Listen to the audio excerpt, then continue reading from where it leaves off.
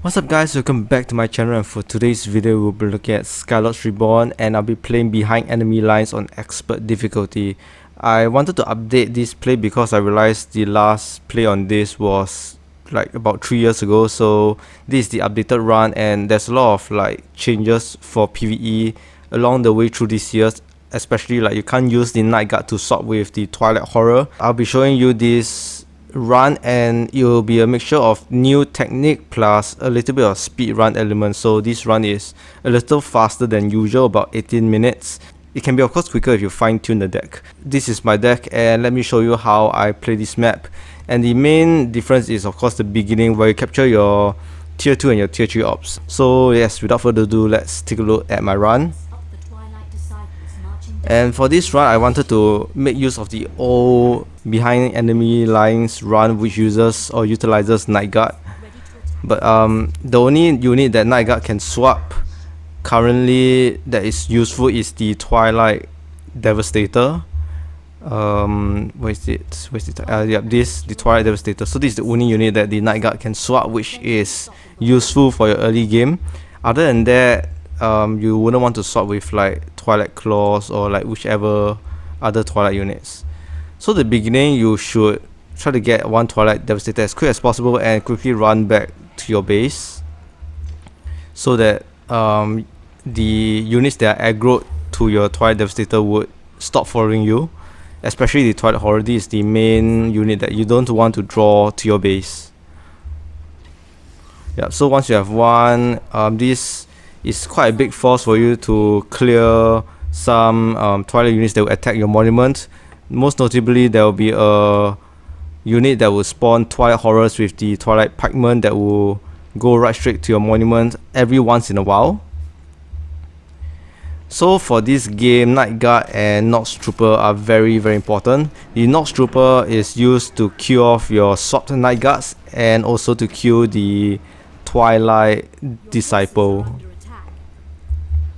Right, so what you want to do here is to swap this Twilight Devastator, which always hovers around in the middle. So once this like little army is cleared, they will keep spawning more Twilight Devastator and Twilight Claws. So this Night Guard is you want to spawn like Night Guard from the monument to swap with Twilight Devastator, and over time there will be a pile of Twilight Devastator that will be piled up at the bottom, and this will help you get your tier 2 to destroy the bottom right base. And as you notice, for Shadow, you don't really have any healing spells, but you have a healing building, which is the Soul Splicer, the Nature Affinity. So what I'm going to do is to position the Soul Splicer in a way where my Twilight Devastator at the bottom is able to be healed, and the Soul Splicer is also able to gather corpse around. But not to worry, if you have a upgraded Soul Splicer, it has the Soul Suction, so the range for gathering corpse is larger.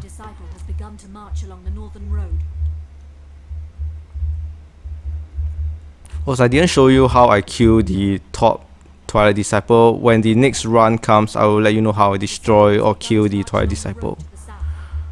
So this power well here is safe to get. Once you have time or power, you can immediately send a unit up to just build the power well.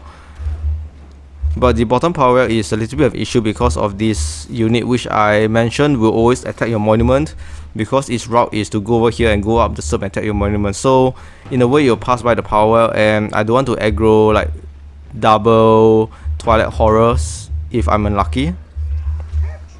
So yeah, as you can see, swapped again, and the Nox Trooper is doing its job to kill off the Night Guard.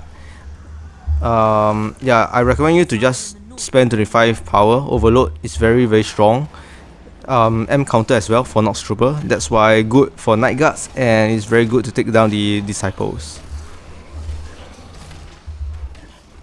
Right, so this is essentially kind of what you'll be doing, except for the part that I will show you at the top, how I take down the Twilight Disciple. And I will have 2 Nox Trooper use its Overload ability, and I will immediately kill them off because I don't want the Twilight patrolling units to attack my power well. And obviously 2 Nox Trooper can't take down the Twilight Horror. So over time, you will have a build up of Twilight Devastators here, and once you have quite a few of these, 3 or more, you are ready to get your tier 2 monument. But yeah, make sure that the Twilight Horror is out of the way. because it's quite a troublesome unit to deal with. Yeah, and build the walls. It will help you prevent those Twilight Horrors from attacking your base immediately. And what I do here is to not kill off the infestation base first, because once you destroy the infestation base, stronger units will spawn, and the whole map mechanics of type of unit spawn would change, and you just obviously have to face with stronger Twilight units. So yep, I want to delay that as much as possible, but this Time Vortex should be built a little more to the left because it's in range to attack the Twilight Infestation base. So that is something that you can change. Of course, Furnace of Flesh, get back my Void power quickly, have more power. And I forgot to kill this Twilight Disciple, so that also contributes to me having to deal with a Twilight or Abomination.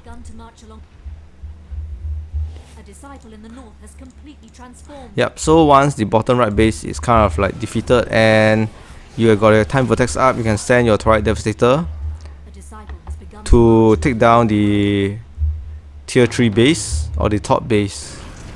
Yeah, so this is an additional step. I have to kill the Twilight Disciple and probably go back to heal.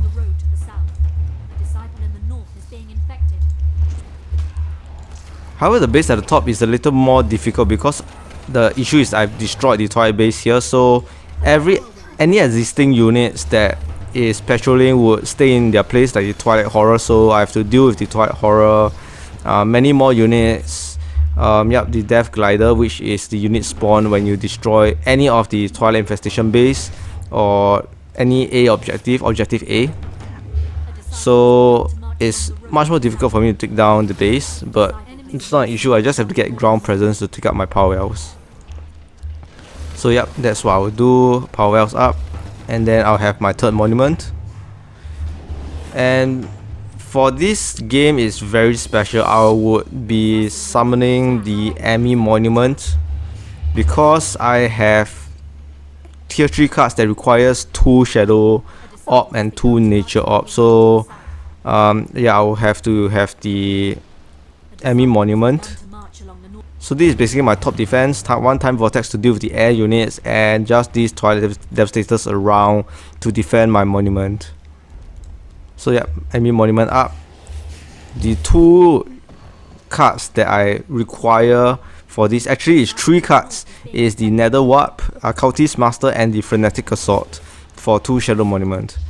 So for the new Emmy Monument update, it does not count as an additional orb, but it counts as an additional colored orb. So you stay at your respective tier, but you have just more elemental orbs to work with. So this is a little bit of a speed run style where you summon a Giant Wind, buff it up, and just focus on destroying the Twilight Manifestation base, because you don't have to destroy the entire camp for the objective to be cleared. So once done, your Giant Wind will be sent up to destroy the other Twilight Manifestation base, and then you are ready to take down the main base. But for the main base, you have to kill off all of the units and the spawning camps. It's quite easy to take down the Twilight Manifestation base at the top left and the top left and the bottom left. Just make sure to buff your Giant Wind, Life Weaving, and any other buffs like Unholy Power will also work to give it more damage and also help it to take less damage. So once done, I have my Batteria up to clear off the last huge Twilight camp. Very simple. I went by the bottom because I'm able to target the Twilight Dragon first. The issue with the Twilight Dragon is that when it hits your Batteria, it basically gives you a spell blocking range or radius similar to Mark of the Keeper. So you want to be able to cast spells to buff out your Batteria and to heal your Batteria. So Twilight Dragons is the first unit to take down first, followed by the entire camp. And this is how I finished behind enemy lines on expert difficulty, by kind of like trying a new technique because the old one didn't work. And I hope this has benefited you and helped you clear this map on expert. And if you do like my video, don't forget to hit the subscribe button and like my video. And I'll see you guys again real soon.